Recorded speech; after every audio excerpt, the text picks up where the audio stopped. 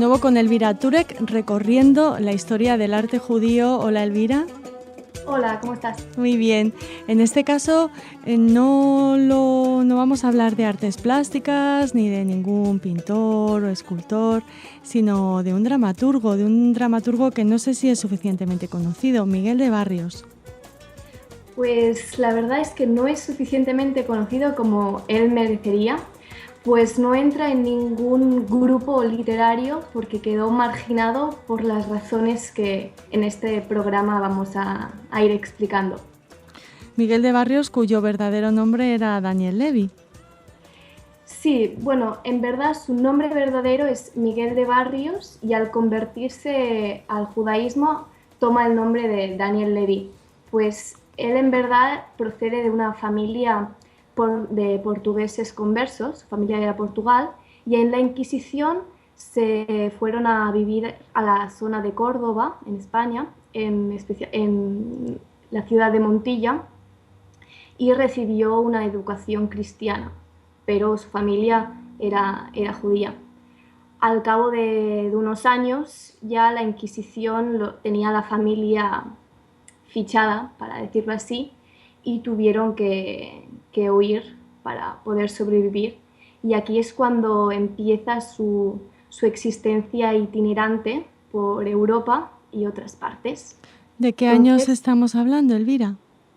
Pues él nace a finales del siglo XVI, XVII, a ver, sí, XVI, y va a escribir su obra a mediados del siglo XVII. Muy bien. ¿Abandonan Montilla y hacia dónde se dirigen? Se va hacia Niza, Francia, donde se reencuentra con parte de su familia, la cual nunca había abandonado el judaísmo, y es su tía la cual le introduce a los conocimientos y a las tradiciones judaicas, y tras ello se vuelve a mudarse, esta vez se va a Italia, donde finalmente se va a circuncidar y va a llevar a cabo la conversión.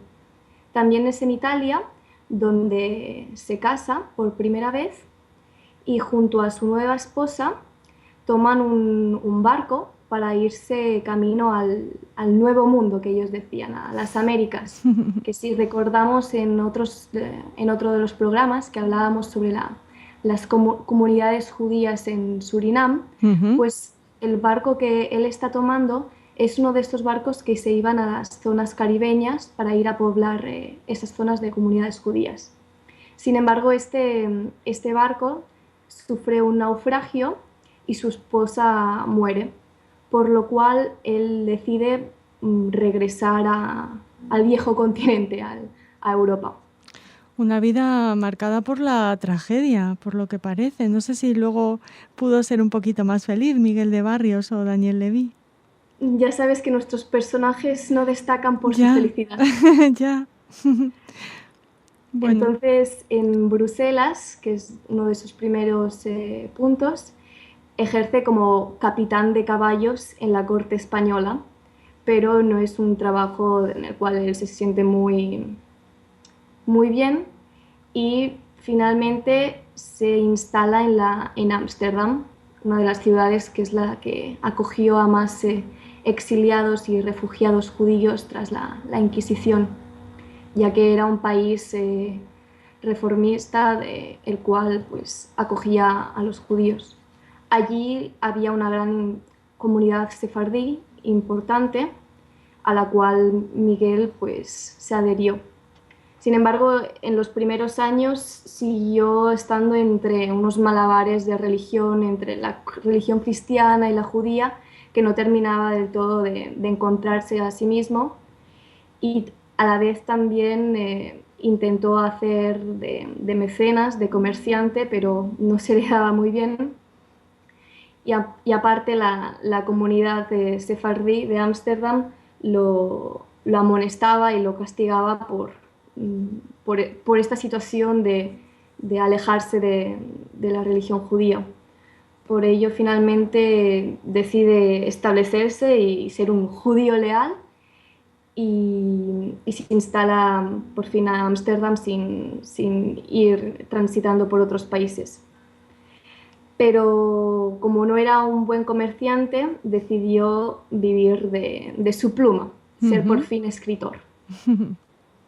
Pero la comunidad sefardí se encontraba en un dilema frente a sus escrituras, pues él ganó gran fama entre la comunidad judía, pero también entre la comunidad cristiana, pues sus escritos eran de gran calidad, pero destacaba por sus géneros comunes de la época, como la poesía amorosa o la poesía lasciva, la cual no era aceptada por los rabinos. Entonces, por esta parte no recibía apoyo económico, pero por otra parte sí, pues también ejercía de portavoz poético de la comunidad, tanto en los eventos públicos y privados. Pero lo que más le molestaba a la comunidad era que él nunca tuvo ningún tipo de educación rabínica, es decir, nunca aprendió hebreo, nunca aprendió de halajá, y él se proclamaba como un gran profeta del judaísmo. Entonces tenía una rivalidad con los rabinos. Por ello, al no ser aceptado por la comunidad judía de Ámsterdam, nunca formó parte del cuerpo literario de los judíos holandeses, ni tampoco fue aceptado por el grupo literario de los judíos, de los escritores cristianos. Pues no encontraba lugar ninguno.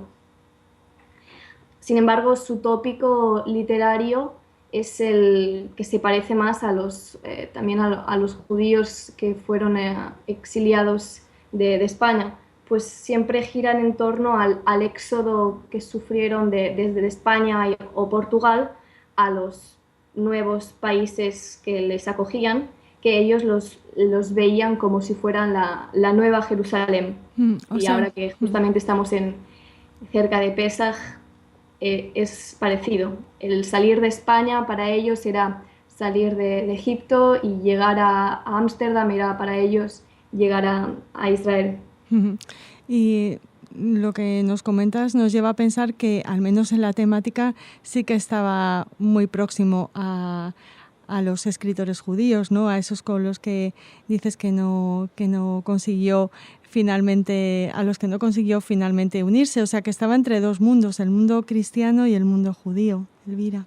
Claro, él siempre estuvo entre estas dos vertientes, pues por ejemplo tenía muy claros cuáles eran sus referentes, que eran los famosos Góngora, Quevedo, Lope de Vega, Calderón de la Barca, pero él le daba el legado judío a sus obras. Por ello, la obra que nosotros vamos a ver, que se llama Contra la verdad no hay fuerzas, está basada en los típicos autos católicos, que son unas obras... ¿Los autos de fe? No, los autos de fe es la manera como de los mártires, como mueren. Los mártires es a través de un auto de fe. Entonces, sobre todo es un género teatral típico en España, que se representaba en las iglesias, la Semana Santa, en las cuales se traía un drama litúrgico con estructuras alegóricas que mostraban conflictos morales o teológicos, y que nacieron a partir del siglo XII hasta el siglo XVIII, que fueron censurados por la Ilustración, porque la mayoría de estos autos católicos lo que hacían era confrontar a la Iglesia contra la sinagoga, mostrando que el camino correcto era la Iglesia y el cristianismo. Entonces Miguel de Barrios lo que hace es invertir este género. Lo que hace es hacer que la sinagoga, la Torá judía, esté por encima del cristianismo y que sea el camino correcto a elegir. Pero claro, está tomando como referentes a la literatura cristiana. por eso no fue nunca aceptado. Aparte, parte de las reflexiones o referentes de estas obras teatrales tenían su influencia pagana en la literatura clásica de Grecia o Roma, que la literatura clásica nunca fue aceptada tampoco por los rabinos. Entonces vamos a ir ya fijándonos más en cuál fue la trama de esta obra teatral. Pues es compleja, nunca mejor dicho, es muy barroquizante, con muchos personajes y diálogos complejos, los cuales se hace eterna la lectura, pero muy interesante. Pues bien, los personajes son personificaciones alegóricas, como las obras cristianas, y encontramos los personajes divididos en dos grupos confrontados, los cuales se componen por el grupo que representa el judaísmo. Los personajes son la verdad, el albedrío, el celo, el entendimiento y la virtud, junto con un coro musical que es el coro de la verdad. Y por la otra parte hay el grupo del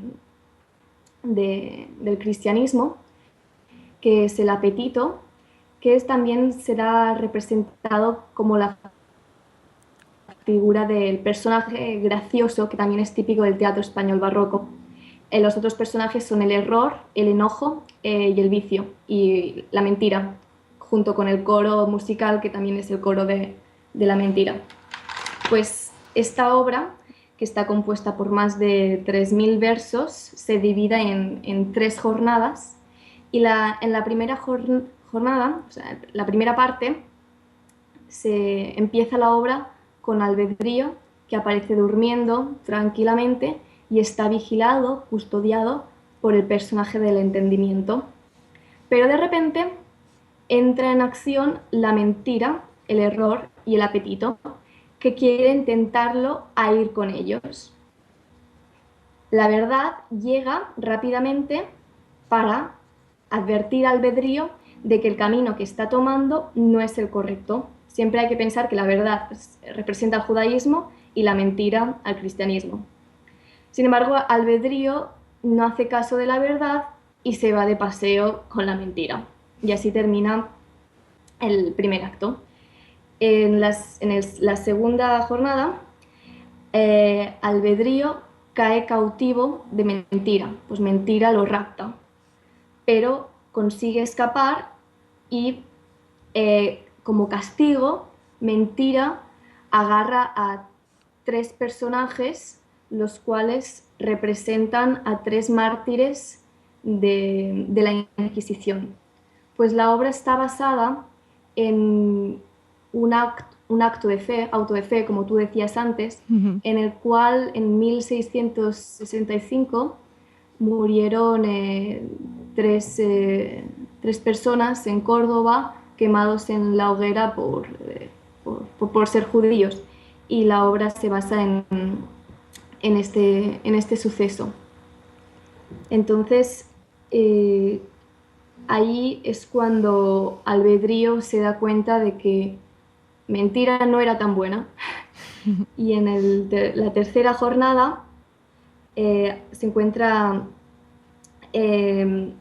una disputa entre la mentira y la verdad para discutir con quién debe quedarse albedrío. Albedrío está en una encrucijada para ver con cuál de las dos debe ir. Esto también nos recuerda a los típicos discusiones medievales en los cuales los cristianos y los judíos eran enfrentados para discutir cuál de las dos era la religión verdadera. Sí, las disputas, ¿no? Aquí hay una especie de... ¿Dime? Sí, como la disputa de Tortosa, por ejemplo. Exactamente. Entonces, como pierde la verdad frente a la mentira, porque la mentira es mala y malvada, finalmente la mentira consigue que estos 3 mártires se conviertan en la verdad, el entendimiento y el albedrío. Al final son estos los tres que representarán a los tres mártires quemados en la hoguera. Entonces, tras ser quemados, Celo, que es uno de los personajes del grupo del judaísmo, anticipa que la redención llegará, que la era mesiánica está a punto de llegar. Y el personaje del apetito, que personificaba el gracioso del mundo del cristianismo, se declara como judío y pide que todos reciten el Shema Israel. Aparte, en otra de las escenas, por ejemplo, cuando se convierte en judío, dice que quiere buscar los libros de Moisés, porque si no encuentras los libros de Moisés, no sabes qué significa el número 5. Claramente es un apoyo al judaísmo. Entonces, como vemos, en verdad lo que significa esta obra es que hay que verlo que en el contexto de la época.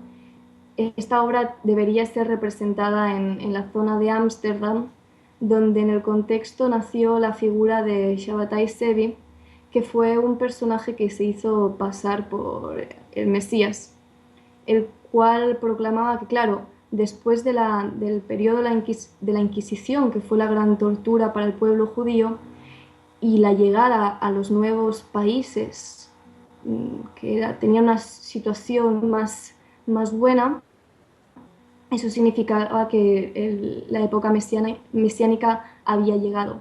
Por ello, los espectadores que viesen esta obra de teatro debían entenderlo con este mensaje mesiánico, que aunque recientemente habían muerto judíos en España, que en ese entonces ya les quedaba muy lejos, la época mesiánica estaba por llegar, pues Miguel de Barrios era muy seguidor de Shabbatai Zevi.